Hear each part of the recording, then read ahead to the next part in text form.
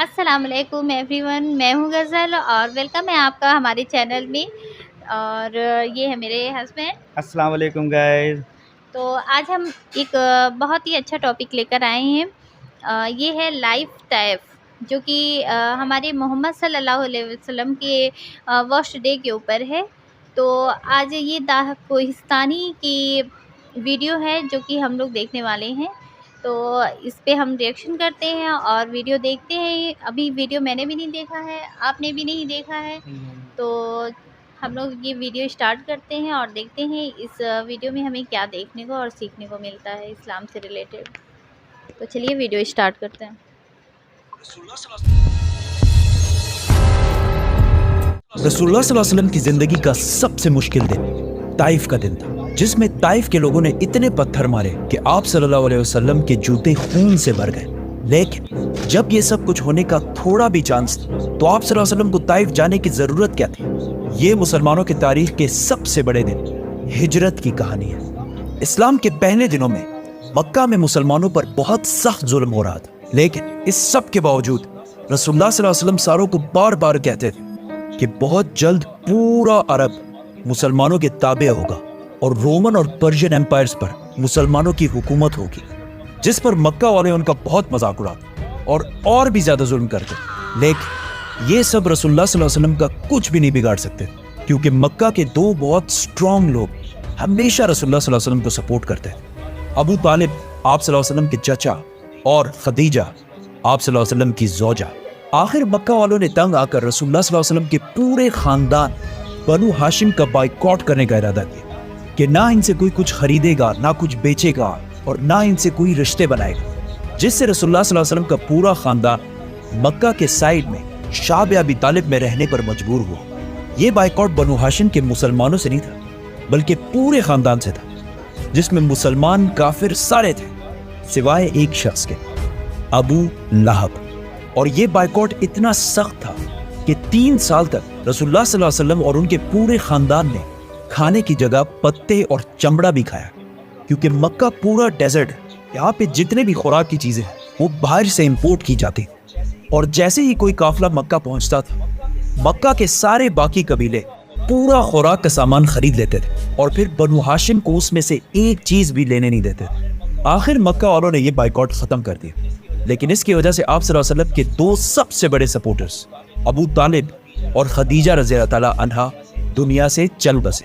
تو اب رسول اللہ صلی اللہ علیہ وسلم کو مکہ میں پروٹیکٹ کرنے والا کوئی بھی نہیں رہا، اور ابو طالب کے وفات کے بعد بنو ہاشم کا نیا سردار ابو لہب بنا، جو رسول اللہ صلی اللہ علیہ وسلم کا چچا ہونے کے باوجود مکہ میں آپ صلی اللہ علیہ وسلم کے سب سے بڑے دشمن تھے۔ ابو لہب نے سردار بنتے ہی آپ صلی اللہ علیہ وسلم کی مکہ کی سٹیزن شپ ختم کر دی، تو اب رسول اللہ صلی اللہ علیہ وسلم مکہ میں بالکل بھی سیف نہیں رہے۔ لیکن اللہ کی طرف سے وہی حکم تھا کہ اسلام کو ہر طرف پھیلانا ہے، اور قرآن میں بھی بار بار آپ صلی اللہ علیہ وسلم کو موسیٰ علیہ السلام اور ابراہیم علیہ السلام کے سٹوریز سے موٹیویٹ کیا جا رہا تھا۔ آخر نبوت کے 10 سال بعد آپ صلی اللہ علیہ وسلم نے ڈیسائیڈ کیا کہ وہ اب مکہ سے باہر جا کر اسلام کی دعوت دیں گے، اور زید بن حارثہ کے ساتھ آلموسٹ 100 کلومیٹر کا راستہ بالکل پیدل طے کیا۔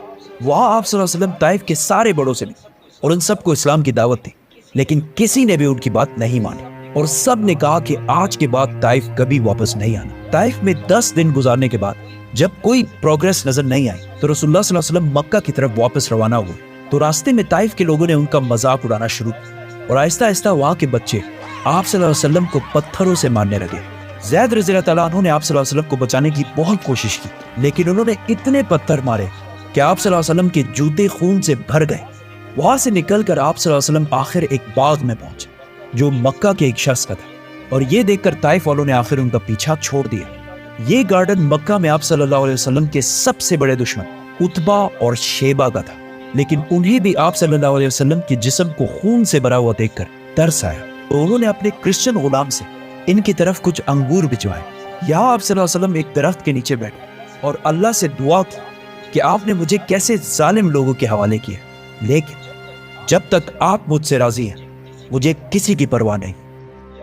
یہاں if we think about اللہ کو تو فیوچر پاسٹ سب کا پتا ہوتا ہے، تو اللہ آپ صلی اللہ علیہ وسلم کو طائف جانے سے پہلے روک بھی سکتے تھے، لیکن آپ صلی اللہ علیہ وسلم کو اللہ نے نہیں روکا، تاکہ آنے والے ہزاروں سال تک पूरी दुनिया आप सल्लल्लाहु अलैहि वसल्लम के सब्र और डेडिकेशन को देख सके।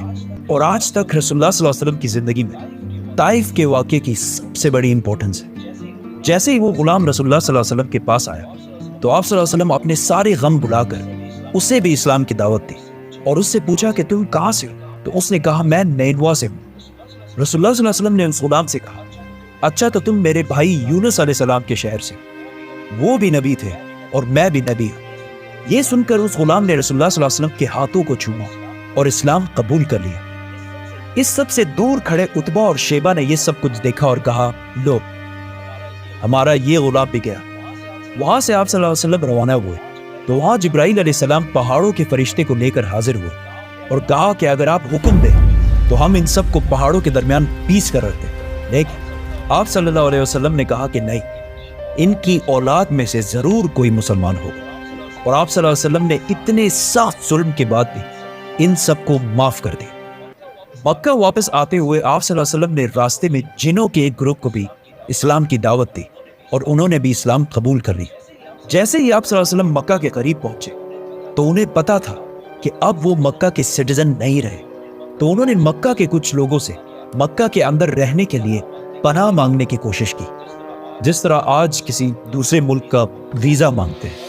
पहले दो लोगों ने पनाह देने से इनकार कर दिया, लेकिन तीसरे मुतइम बिन आदी ने रसूलुल्लाह सल्लल्लाहु अलैहि वसल्लम को पनाह दी। ताइफ के इतने बुरे एक्सपीरियंस के बाद भी रसूलुल्लाह सल्लल्लाहु अलैहि वसल्लम को कोई फर्क नहीं पड़ा और उन्होंने इस्लाम फैलाने का काम जारी रखा। हर साल पूरे अरब से हजारों लोग मक्का हज करने के लिए आते थे, तो रसूलुल्लाह सल्लल्लाहु अलैहि वसल्लम सिर्फ रात के अंधेरे में इनके कैंप्स में जाते और इन्हें इस्लाम की दावत देते।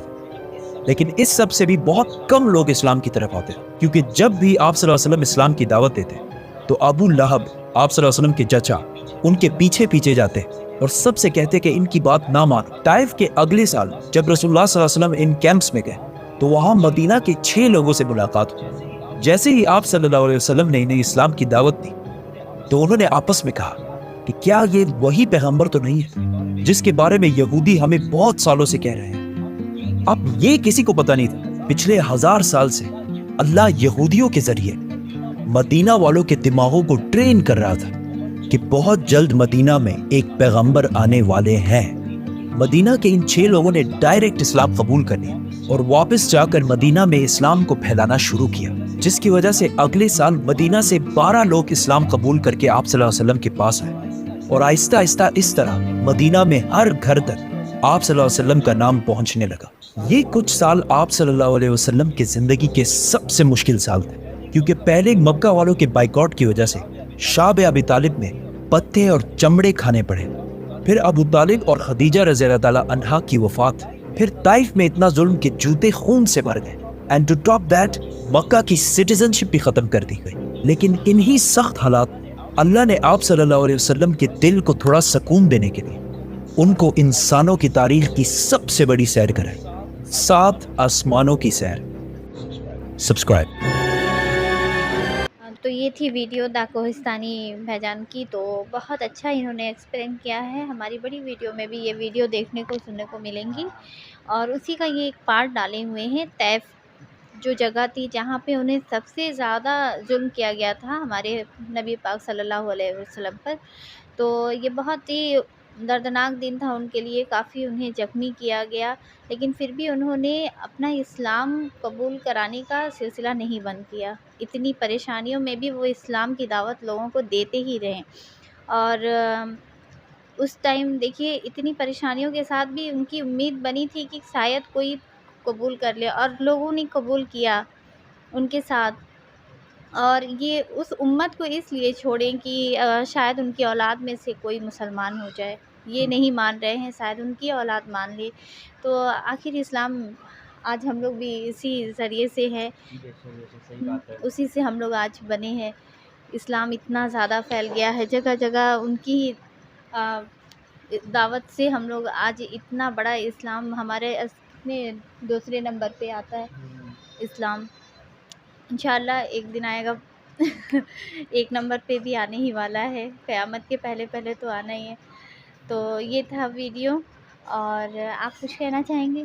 नहीं, ये बहुत ही दर्दनाक वाक़या है और इस یہ اچھا اس ٹائم دیکھو اتنے ستایا گیا تھا، پتھر سے مارا گیا، لیکن تب بھی جبریل علیہ السلام آ کے ان سے پوچھے بھی کہ کیا کرے، دونوں پہاڑ کے درمیان ان دونوں کو وہ کر دے، لیکن حضور پاک صلی اللہ علیہ وسلم نے تب بھی بولا کہ ان کی امت، ان کی نسل میں سے کوئی بھی مسلمان ہو سکتا ہے۔